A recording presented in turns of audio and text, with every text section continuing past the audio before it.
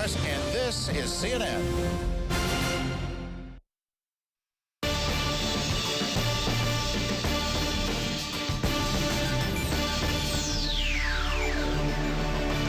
Good morning from CNN London. I'm Nina Dos Santos and welcome to World Business Today. These are the top stories this Wednesday.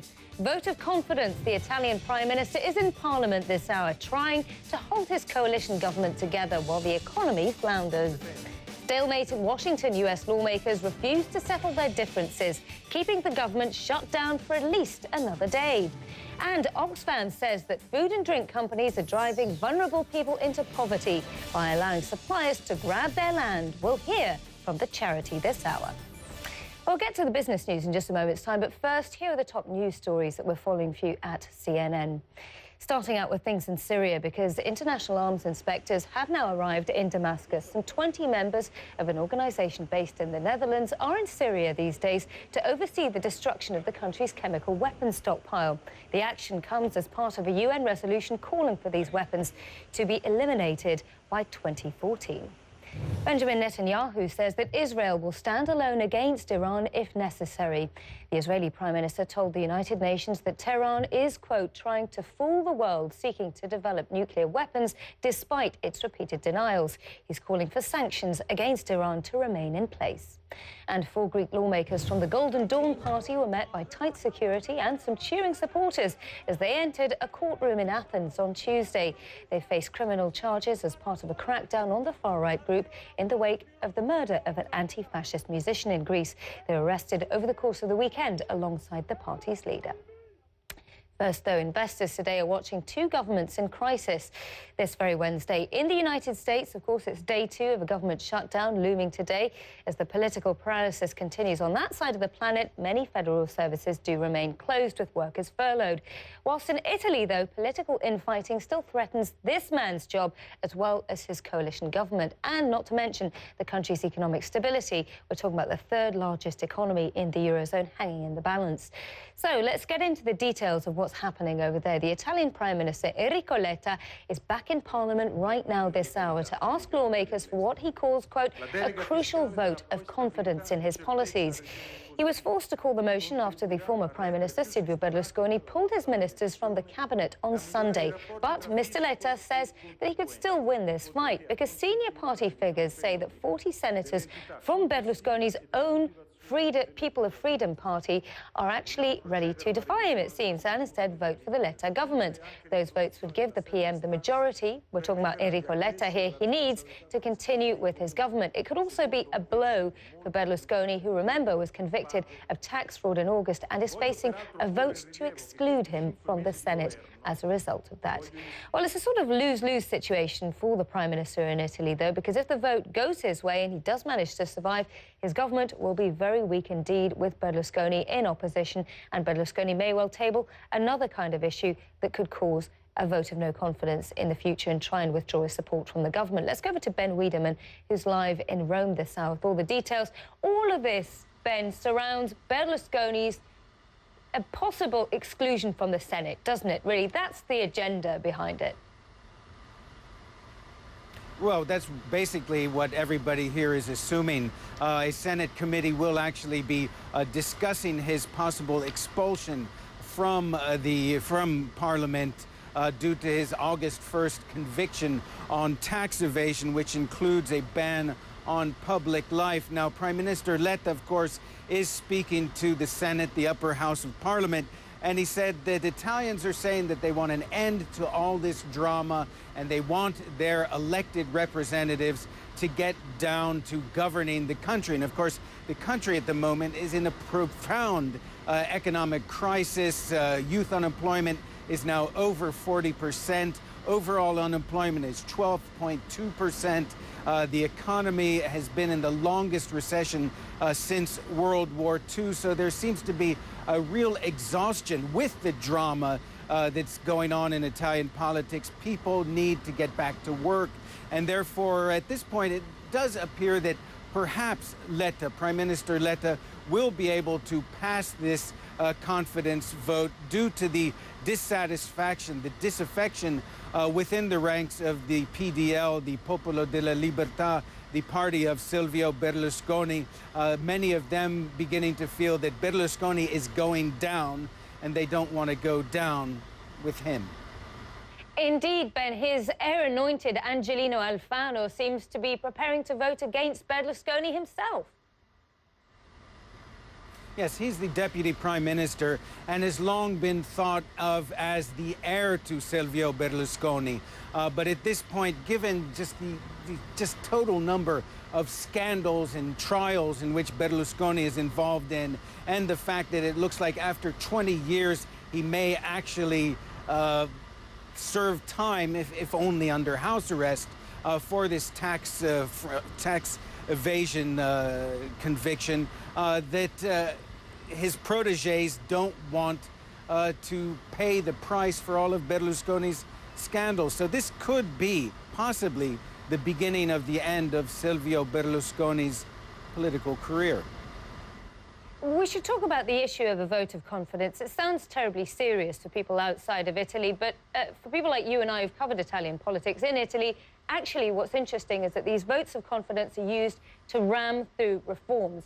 The reform in question is a VAT rise that's unpopular among Berlusconi's party, perhaps, at least according to Berlusconi.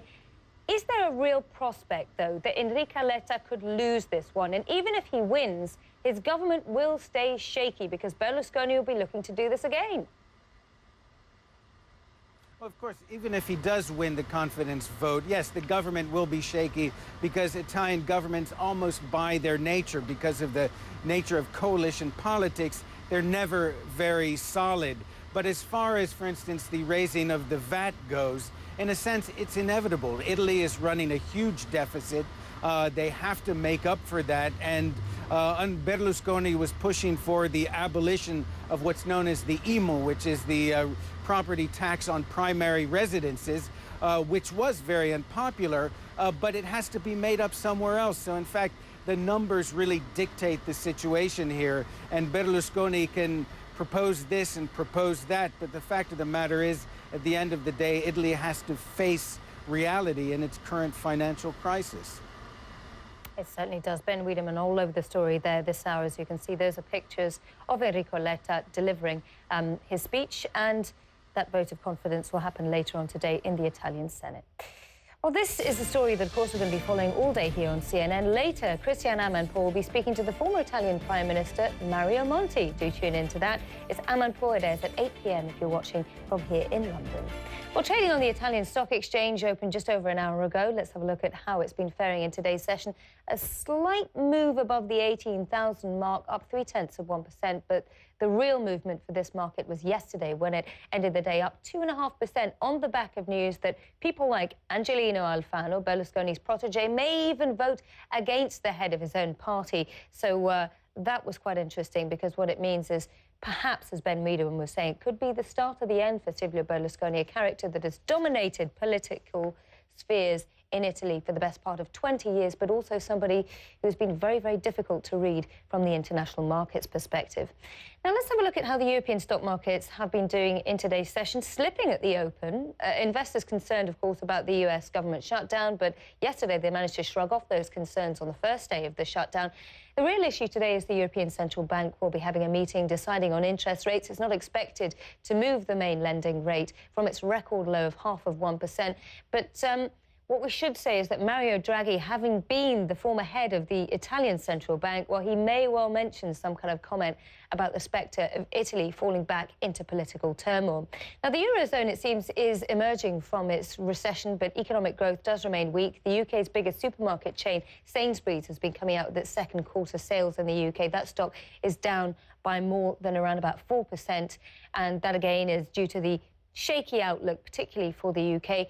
The rival Sainsbury, that one is down around about, so it says that its second quarter sales rose by 2%. So we'll have more on that later on the show. As you can see, FTSE 100 down around about 1%. Well, here in Asia, investors were hoping that the US shutdown would be short-lived, but as you can see so far into day two, the Hang Seng, though, is up following gains on Wall Street. Remember that market was shut in yesterday's session, so a lot of people coming back from a long weekend and starting to trade again. The Nikkei sharply down, though, as you can see, in excess of 2% at the close. That index is at a 3-week low. A stronger yen A US dollar that's been falling against the yen has been hampering a number of its manufacturers. The S&P ASX in Australia, as you can see there, slightly up. Not too much movement there at the end of the day.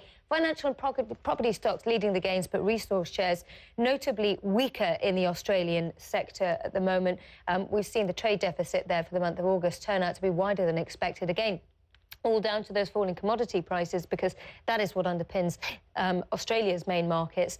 And the Kospi over in South Korea, as you can see here, basically flat. Hyundai Motors and Kia, both of those companies' shares down following disappointing sales figures. Shanghai and Mumbai, remember, are closed for public holidays today. Coming up next on World Business Today, political infighting in the US keeps the government shut down. We'll have the latest on what's not happening on Capitol Hill after this break.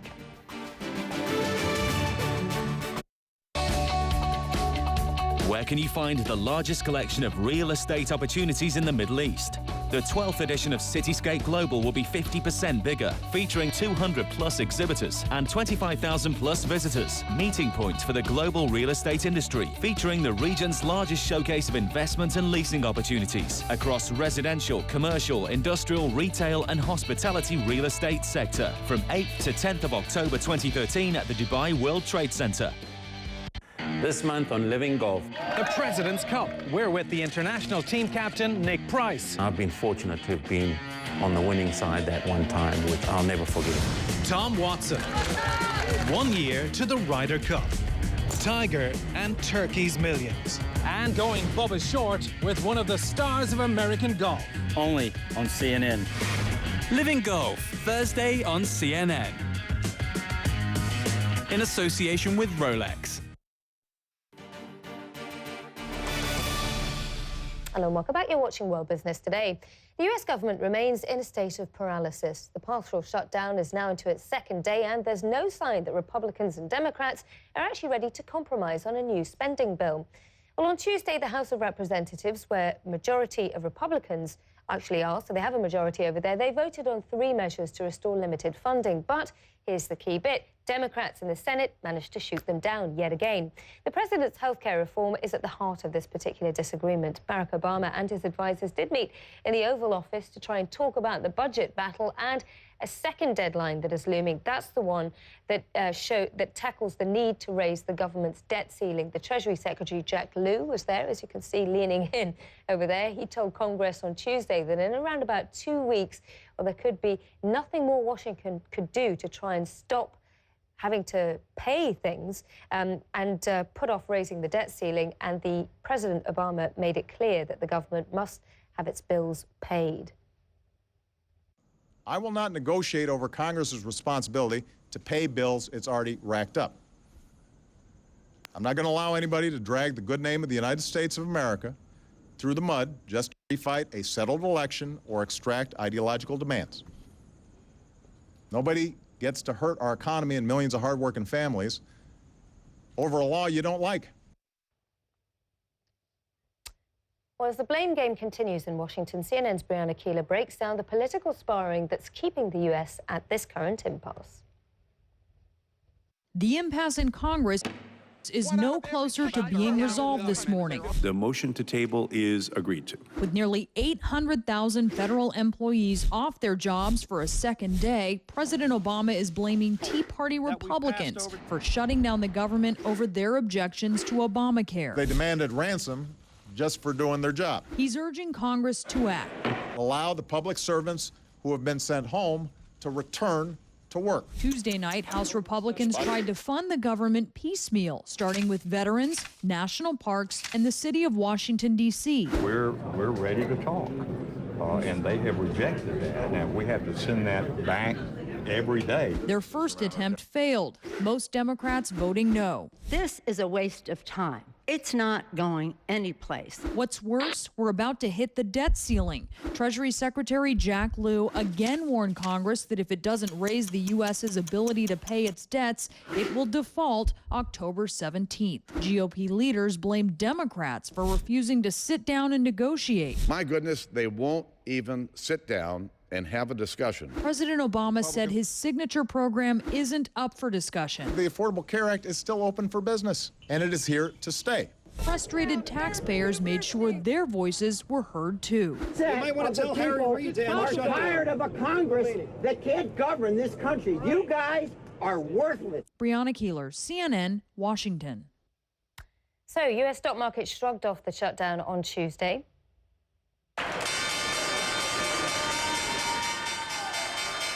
Investors want to see the budget battle resolved as soon as possible, but they're also concerned about an even bigger battle over raising the government borrowing limit that is just around the corner. Here's how the major indices finished at the end of the day. The Dow adding 0.4%, Nasdaq gaining 1.25%. That was on the back of news that Apple CEO Tim Cook met with the activist investor Carl Icahn. We'll have plenty more on exactly what they discussed. Icahn floated some interesting and potentially expensive ideas for Apple on the table there. The S&P 500 closing up 0.8% on the day. Well, in just over 5 hours from now, Wall Street kicks off Wednesday's session. Let's have a look at how the futures are doing in light of all of that. Well, it seems as though we could be poised for a bit of a downbeat start to the day, despite the fact that markets more or less shrugged off the first day of the government shutdown. Well, as it seems as though it's entering its second day and potentially even longer, they're getting a bit more worried about that October the 17th deadline, which is, of course, the debt ceiling issue that is looming. And that one, some say, really is the big elephant in the room. The government has shut down so far, and of course that's had a bit of a limited impact on world markets, but all of this could change if the situation persists. And another element to consider today that we haven't yet had a chance to tell you about is the fact that the Asian Development Bank has cut down on its growth forecast for developing Asian markets, citing slowing economies of India and China. Let's get more on what we can expect from the economy and the world markets in the coming days. Ben Collett joins us now live from Hong Kong. He's the head of Asia and Japan for the equities broker Sunrise Brokers. Great to have you on the show. Ben, great to be here. How worried are you about the government shutdown and the combination of the prospect of leaders in Congress not managing to agree on anything before October the 17th? Do you think really that would send the world economy into tilt? No, I don't think so. What we've seen today, especially the biggest concern today, I guess, was the move down in Japan, but it actually didn't happen straight away. The sell-off was relatively measured, and I think what the markets have actually demonstrated is they understand the Fed is essentially in gridlock for the moment. So really what we've seen is effectively another couple of months of interest rates at the lower end, or at least no change in policy. And what that says to us is that the markets are really just unwinding any positions that they had against that.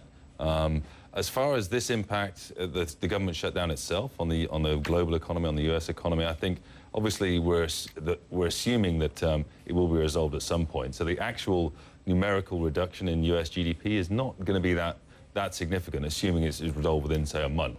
The real concern is whether what this issue actually does, I think, is highlight, as you pointed out, the debt ceiling problem, and again makes that probably more riskier bet that this issue will be resolved. That the U.S. defaulting on its debt on October the 17th would be catastrophic, and if that happened, I think you'll see markets roil. But for now, all we're seeing is interest low. We're seeing pretty low volumes going through, and we're seeing position unwinding. I think as this progresses and nothing happens, this resolution isn't, or this matter isn't resolved, we'll see more and more maybe long-term holders look at the positions they've got on the S&P or Japan in particular and think, well, there's not really much point. I've made my money. I'm going to reduce it now. At least that's what we're telling our clients to do.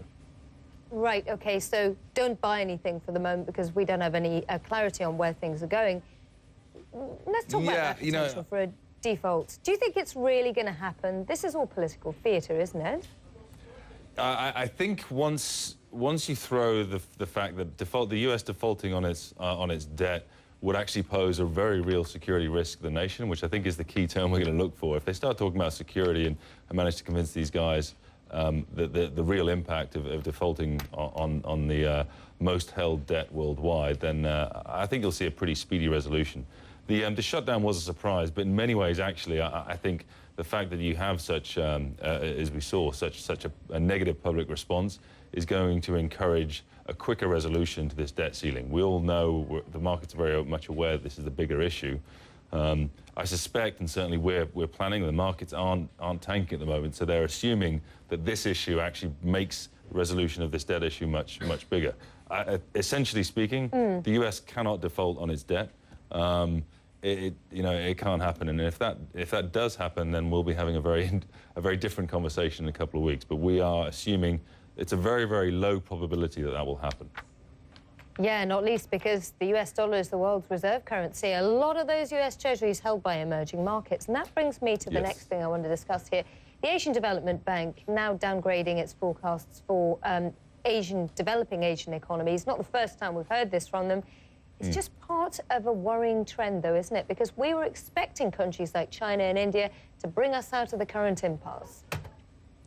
Well, certainly China we're expecting to continue to growth. I think, you know, that we have every indication that China is going to maintain or meet its projections at 7.5% growth. India is a very different story, but India's contribution to actual global growth is significantly lower than China's in very real terms. The developing markets, especially India, have a significant resource allocation problems. They've got a lot of internal issues. They really don't have the reserves to cope with the current or impending crisis that they've got there.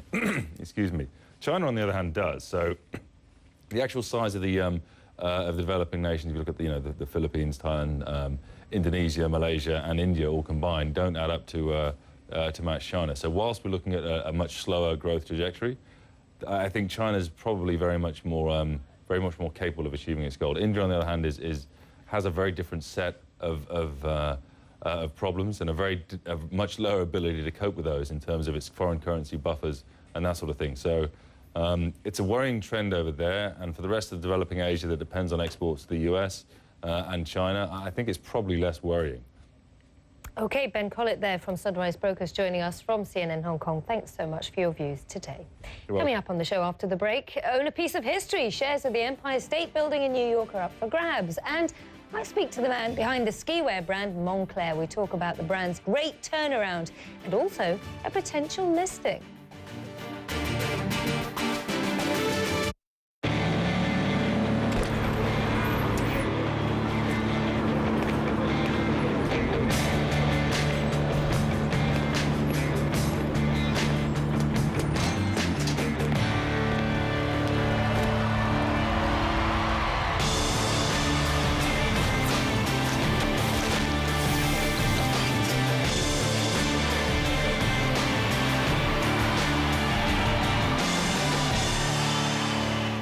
CNN's original series, Anthony Bourdain Parts Unknown, goes to New Mexico. Get fired up. When the zombie apocalypse comes, I'll be ready, as long as they're holding beers. Heated up. My face was burning off. And beamed up. At no point was I probed, nor did anyone attempt to probe me. And I'm a little hurt. Emmy-winning Anthony Bourdain Parts Unknown, New Mexico, only on CNN.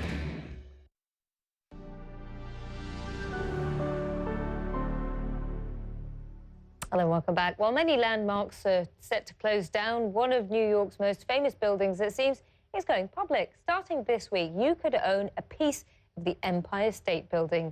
We're expecting the owners of the Art Deco tower to offer 71.5 million shares, priced at somewhere between $13 and $15 a piece, onto the markets. Well, it could raise over $1 billion in total in its IPO. Maggie Lake has the full story. It's been at the heart of the New York City skyline for more than 80 years, the Empire State Building. The skyscraper King Kong tried to conquer, where star-crossed lovers met in Sleepless in Seattle. It's you. It's me. And where Jay-Z and Alicia Keys find themselves in an Empire state of mind. Now the star attraction is making its debut at another iconic building, the New York Stock Exchange. Smile! That's the closest many of us come to owning a piece of the Empire State Building, a photograph. But that's all changed with this initial public offering. The Empire State Building is not going public alone. It's part of a basket of properties owned by a company called the Empire State Realty Trust that are being bundled into one IPO. The path to the NYSE has not been easy. Some private investors didn't want an IPO.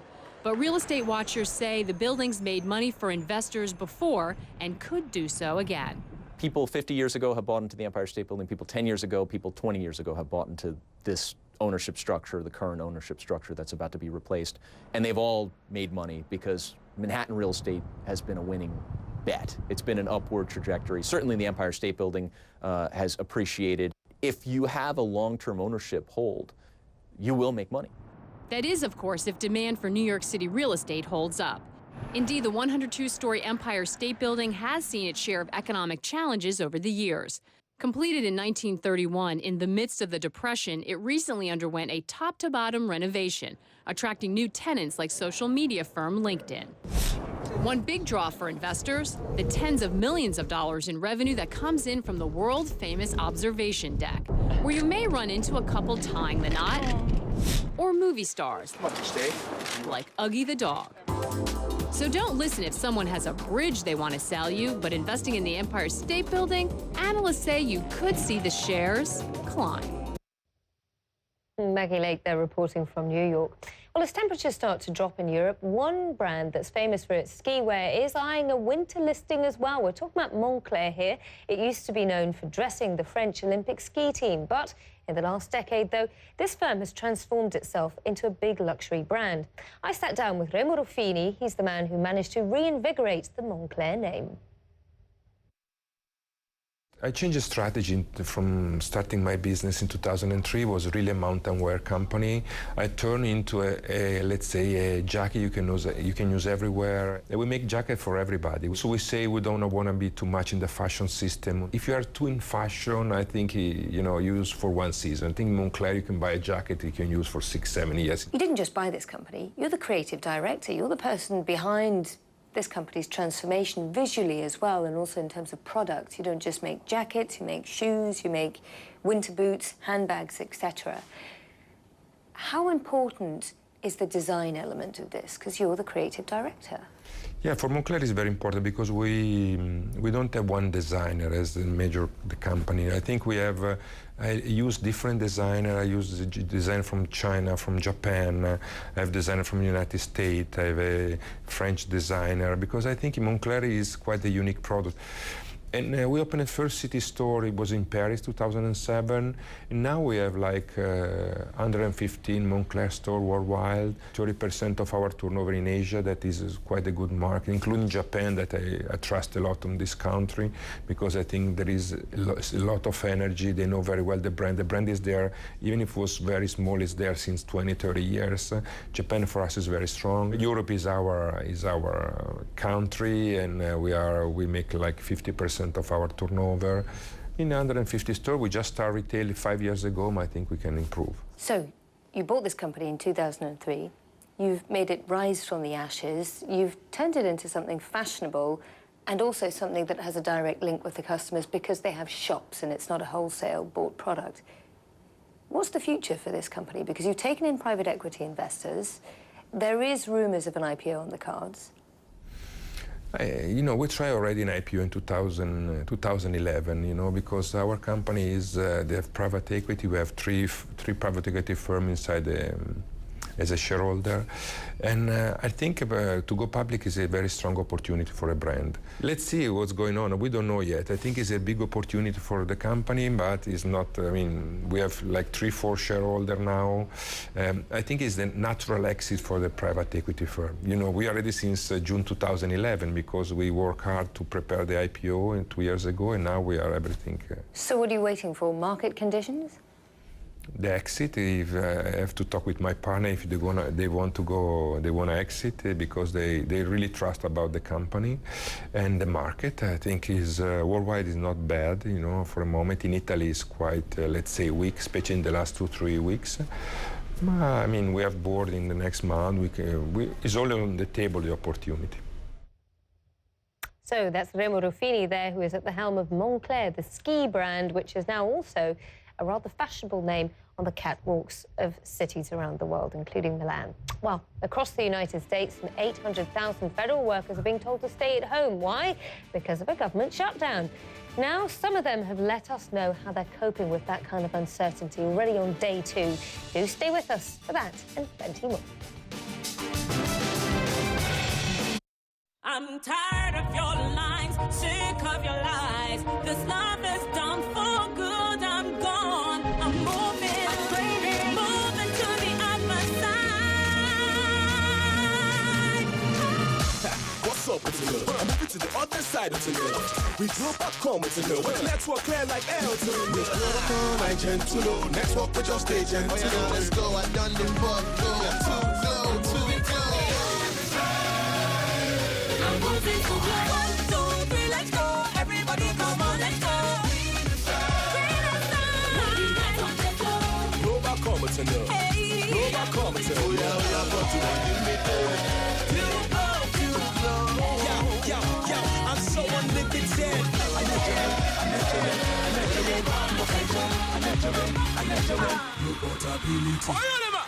Move to greener pastures. Glow Unlimited.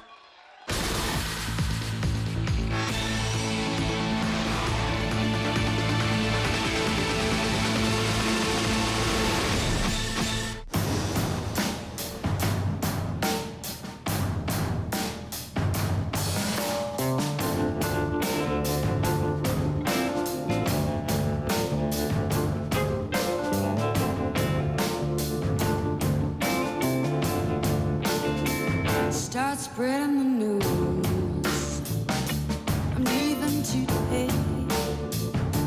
I wanna be a part of it. New York, New York.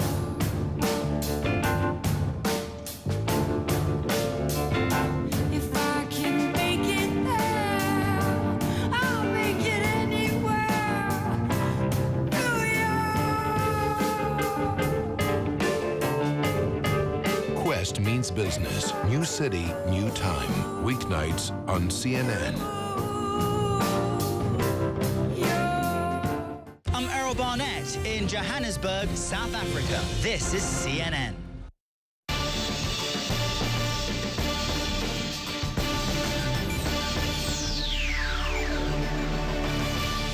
Hello, I'm Nina Dos Santos at CNN London. You're watching World Business Today. Welcome back. Let's have a look at what's going on the markets here in Europe. We're about 90 minutes into the trading session so far, and investors, as you'd imagine, are keeping a very, very keen eye on a few things going on around the world. On the one hand, we're into day 2 of the US government shutdown, with another deadline looming on October the 17th for the debt ceiling issue. But we've also got the European Central Bank deciding on interest rates today. Not expected any movement there from Frankfurt on the interest rate, which currently stands at a historic low of just 0.5%, but obviously the political crisis in Italy will be in the forefront of Mario Draghi's mind. Well, in Asia, let's have a look at how things fared over there. The S&P ASX, it was up slightly on the day, but mining stocks down there, so helping to temper some of those gains, declining on the back of metal prices. Also, a lot of concern in the commodities world about what a US government shutdown will do to sap demand. The Seoul Kospi was flat, more or less, on the day. Samsung Electronics shares up by more than 2.5%. The Nikkei, really the big performer on the downside here, down to around about a 3-week low. That was after the Prime Minister Shinzo Abe's stimulus package disappointed. Remember, he put forward around about $51 billion on the table in terms of stimulus to mitigate the effects of a sales tax that he's introducing to try and create a social security net for the aging Japanese population years from now. Let's go back to our big story of the day, though. It's day 2 of the US government shutdown, and the political posturing is continuing apace. The White House press secretary, Jay Carney, spoke to CNN's Piers Morgan and laid the blame squarely at the Republicans' door. You know, the Republicans are engaging in a practice here that's bad for the economy, bad for the middle class, and they're doing it all because they want to, get this political victory of undermining or defunding or dismantling Obamacare. On the other side of the aisle, though, Eric Cantor, the leader of the Republicans in the House of Representatives, said that his party didn't want to make federal employees suffer. If the president has mentioned that there are problems out there, that people are suffering from the shutdown, we get it. We understand that. We have employees that are furloughed, just as the other hundreds of thousands of government employees that are having to suffer. We want to address the problems that American people are facing. The US markets might not be reacting too badly to the gridlock, judging by how the futures are doing today and also how the market shut yesterday. But there are still some concerns from some of America's biggest companies about what all this means going forward. The chief worry is what this impasse could mean for debt ceiling talks. Remember that October the 17th is the next key deadline for a possible US debt default. Klaus Kleinfeld is the CEO of Alcoa. He wants lawmakers to hurry up and fix the shutdown so that they can get back to talking about the nation's debt.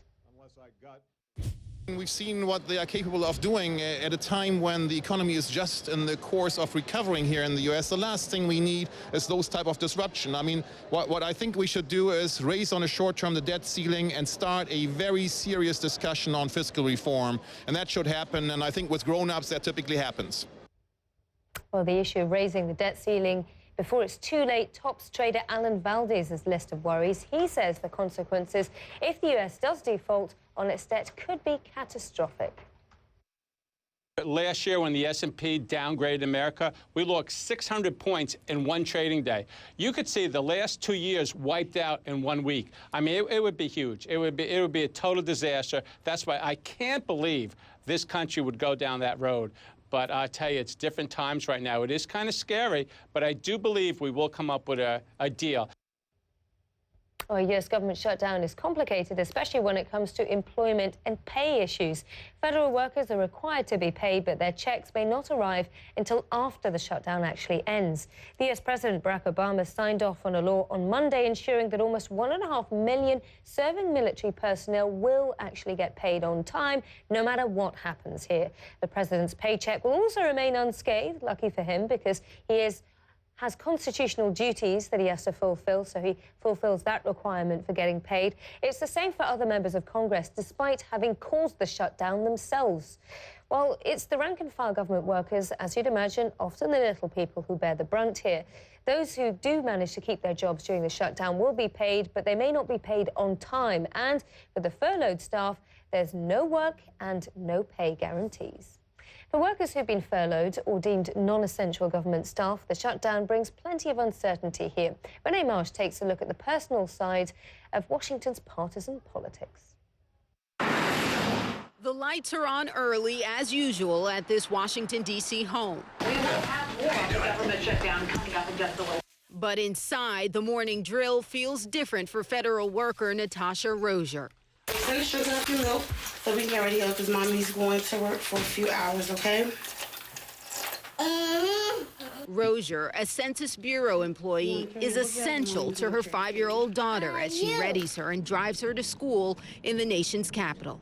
Have a good day. But the government considers Rozier non-essential, and on day one of the shutdown, she, like more than 800,000 government workers, face being furloughed.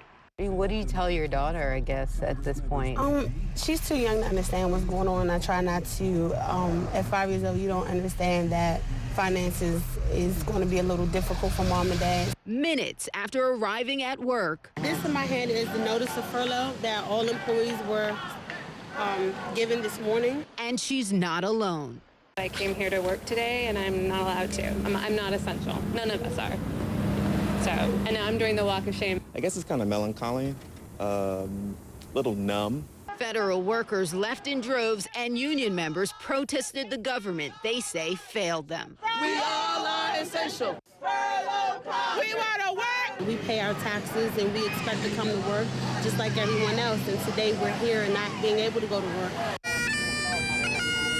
Meantime, the shutdown also sparked outrage among veterans and lawmakers at the World War II Memorial in Washington. They found the open-air monument barricaded. It's nonsense that people can't walk. Obviously, you can walk here. If I can walk here, why can't I walk there? Some Republican lawmakers call the move spiteful. This is an arrogant thing here. It's arrogant and it's spiteful, and it comes from the White House, and I think directly from the president. Well, some would call those lawmakers hypocritical, considering they helped shut down the government. The National Park Service closed all of its parks, including national memorials, because of the shutdown. But a spokeswoman says they will no longer hold anyone back from the open-air monuments. Renee Marsh, CNN, Washington. Let's update you on a story that we brought you yesterday. Federal defense worker Rob Merritt, pictured there with his family on CNNmoney.com, said that he feared he would have to file for bankruptcy if he was indeed furloughed from his job as part of the U.S. government shutdown. But we've had some good news. He will continue to work, at least for this week. You can catch up on his heartwarming story for the moment at CNNmoney.com. The reason why he was facing bankruptcy, we might add, is also because he has a heart condition and huge medical fees to pay. So the key question of Obamacare, couldn't be more pertinent for people like Rob Merritt. Hyundai Motor America says that federal employees can rest easy when it comes to paying their monthly bill. For the duration of the unpaid shutdown furloughs, current Hyundai owners won't have to make payments on their vehicle. The automaker has also announced a new incentive to buy as well.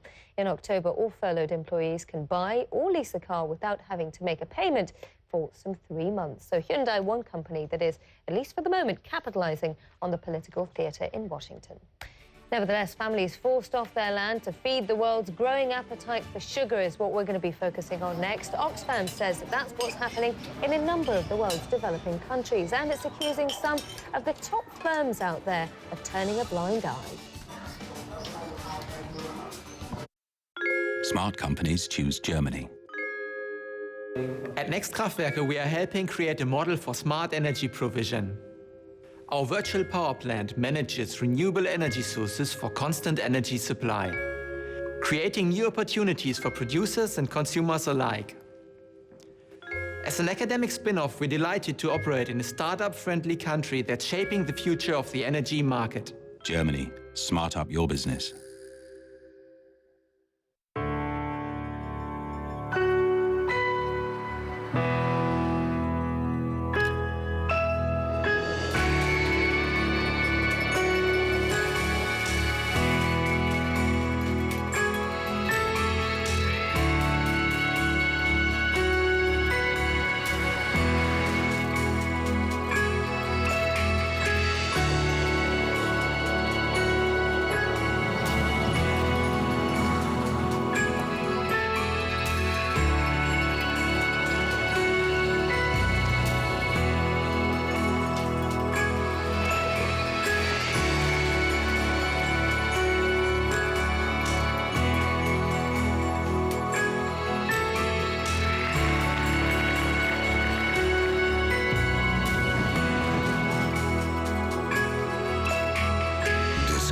Azerbaijan, from A to Z. One of the things your predecessor used to do from this very platform was deny the Holocaust. This is Questioning Everything. I want to know your position on the Holocaust. Do you accept what it was? That any crime that happens in history against humanity, including the crime the Nazis committed towards the Jews as well as non-Jews, is reprehensible and condemnable. This is CNN.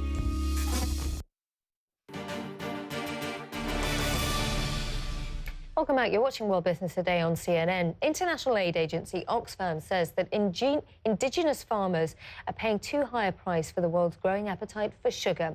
Let's have a look at these figures here that Oxfam puts on the table. It points at 3 particular major international food companies, blaming them. It says that they buy sugar from suppliers who've unfairly taken land from local farmers, especially in countries like Cambodia and Brazil.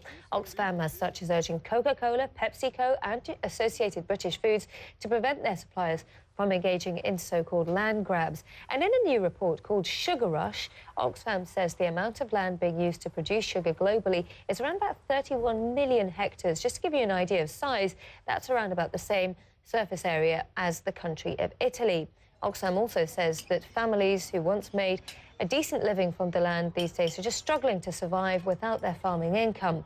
Many, according to the report, are so impoverished that they can no longer send their children to school. Well, all of this is happening as the global sugar trade reaches some $47 billion.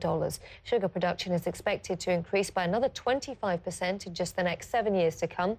Enrich Sahan joins us now live from London. He's the private policy advisor for Oxfam and somebody who is behind this report and intimately familiar with it. First of all, I suppose the obvious thing is that land is becoming scarce. There's more people on the planet who need to be fed and housed. So wouldn't there naturally be a confrontation between supply and demand anyway? Well, what we're saying is that smallholder farmers, communities are able to grow a lot of these commodities, a lot of these agricultural products. So there's absolutely no reason why they need to be pushed off their land. And besides the business reasons for doing this, it's just plain wrong. People need to be given a chance to be consulted. People need to be given their lands. You highlight Cambodia and Brazil in particular, but also other countries around the world. How bad is the problem? Do you have any examples? We do, and as you say, we've highlighted Cambodia and Brazil. 2 years ago, we came out with a report that highlighted 5 other countries where this is happening. We know this is rampant. We know that a lot of these issues aren't being dealt with, and companies aren't being open about where the risks are, where the opportunities are to actually address them. Yeah, let's get to these companies, because what's really interesting about your report is you're not specifically pointing the finger directly at the big companies themselves, but rather at turning a blind eye to bad practices by their suppliers. It's a bit like what we've seen in Bangladesh with the garment trade, etc. Do we need some kind of action like the one that the textiles retailers have done in Bangladesh? We do. We need companies to commit to making sure that people aren't being pushed off their land. We also need to see them. But how can they realistically police that, though? Well, they can put systems in place. They can conduct impact assessments to demonstrate they understand where that's happening. They can be open about who they're sourcing from, where they're sourcing from. They can be open about where they see the risks, and they can be open about how they're making their suppliers do the right thing. What are they putting in their supplier codes? What are they putting in terms of the business expectations of their suppliers? And we're not seeing any evidence that they're really taking the land grabs issue seriously. Right. Well, we do have some evidence that they're responding to questions on this issue. Let's bring you some of these quotes here coming from PepsiCo. Again, in response to your Oxfam report, PepsiCo has been saying, we have reached out to our suppliers. They have assured us that they are in compliance with applicable laws. Excuse me. We should continue to engage with our partners to further understand how they're addressing the issues raised by Oxfam. Coca-Cola, on this hand, saying, we're asking our suppliers to recognise and safeguard the rights of communities and traditional peoples to maintain access to land and natural resources. Is it up to these companies, or is it up to governments?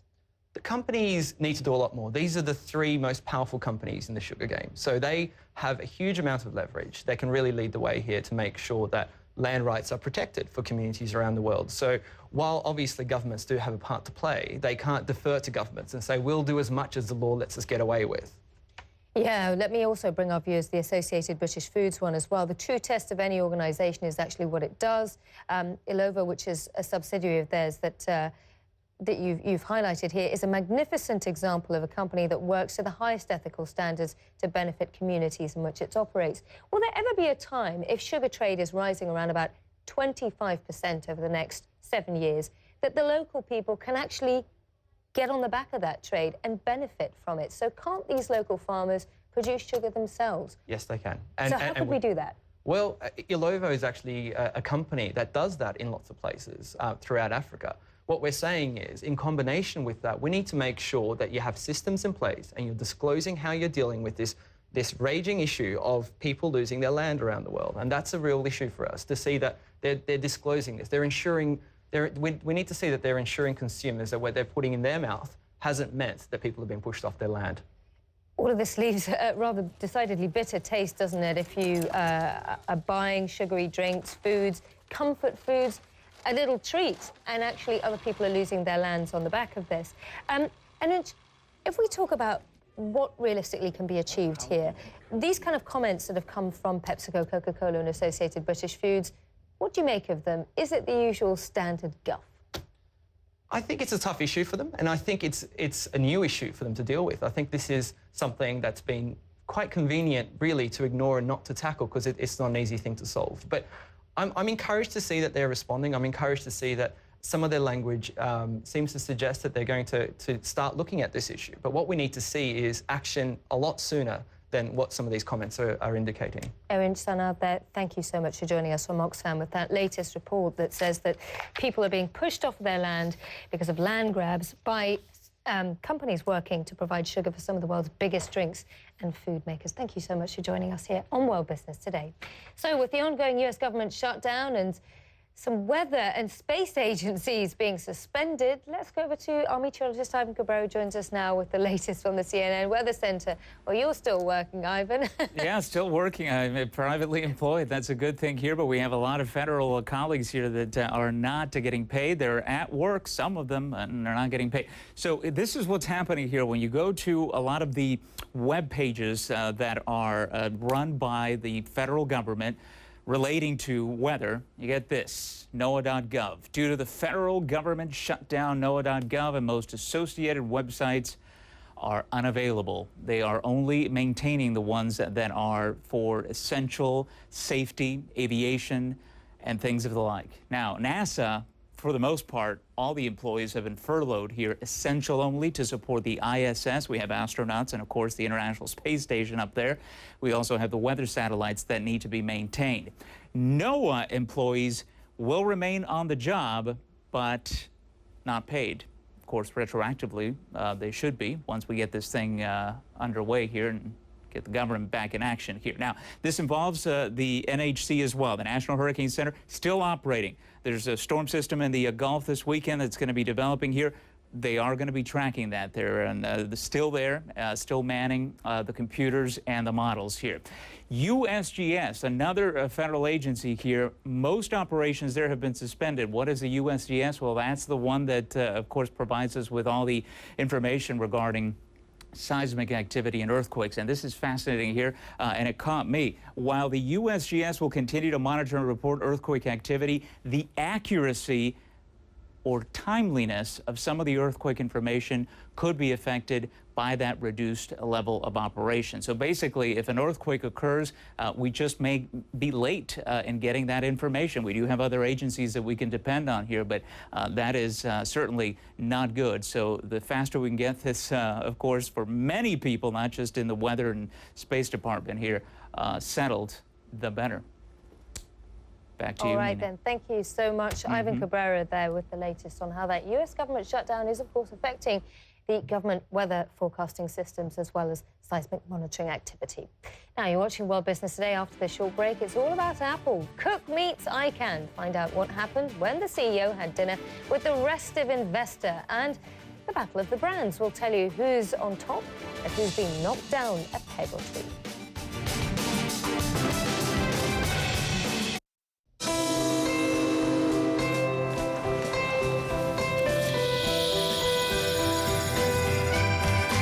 Discover a magical city that inspired a Nobel Prize novelist. Imagine what you can experience here.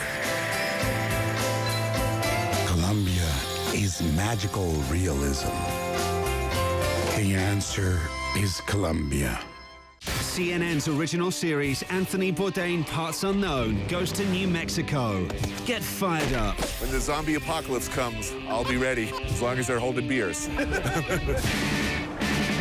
Heated up. My face was burning off. And beamed up. At no point was I probed, nor did anyone attempt to probe me.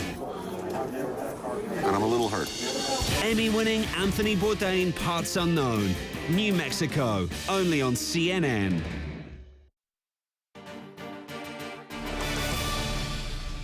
It was a dinner with a side of share negotiations. Billionaire investor Carl Icahn met with Apple CEO Tim Cook finally on Monday, and Icahn announced in a tweet saying on Tuesday they had a cordial meal. Personally, I'm always suspicious when people use the word cordial, but that he did still push hard for a $150 billion stock buyback. I bet that was hard for Tim Cook to swallow.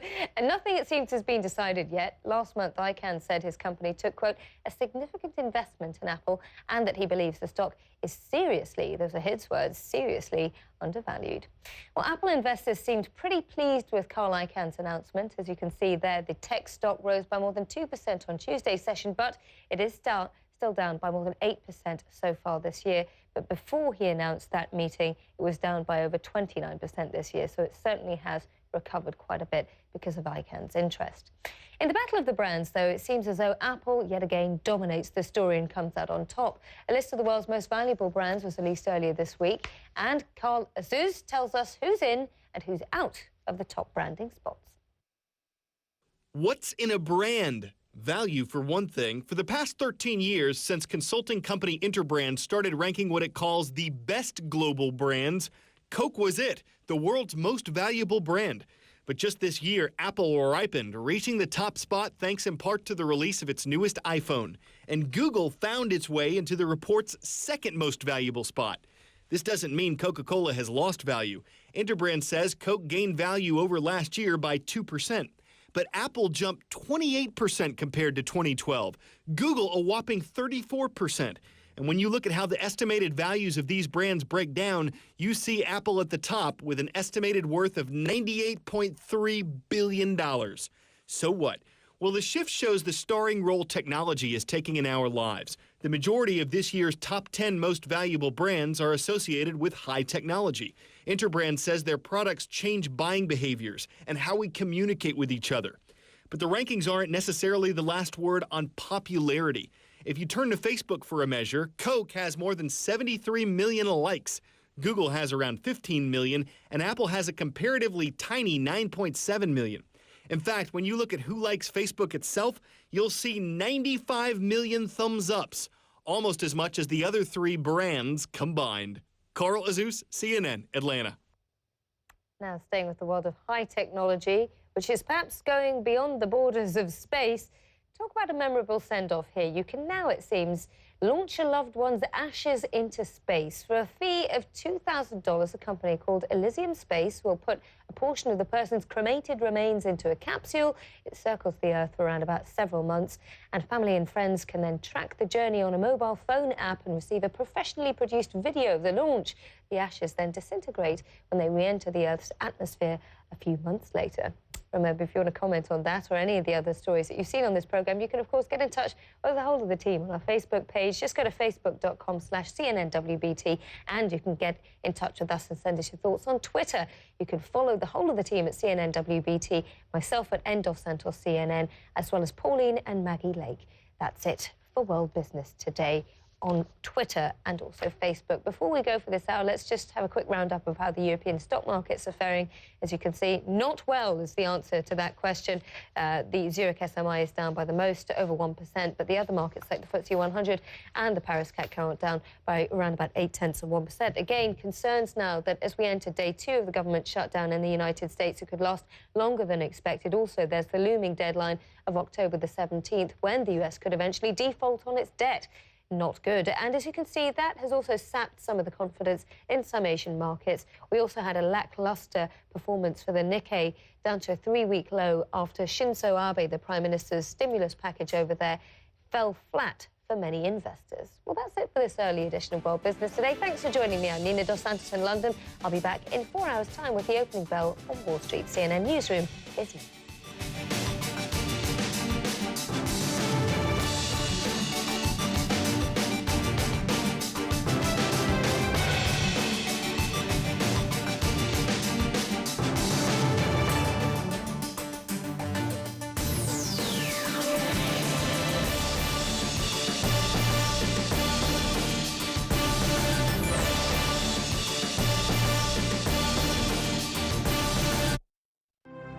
In the business of bringing joy, Kirloskar goes much beyond enriching lives.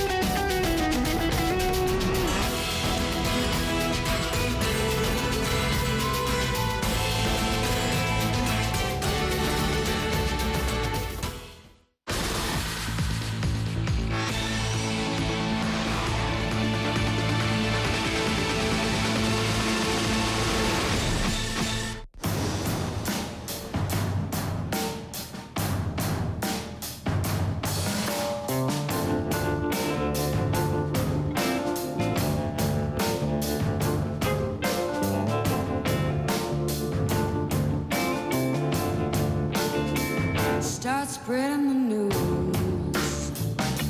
I'm leaving today. I wanna be a part of it. New York, New York.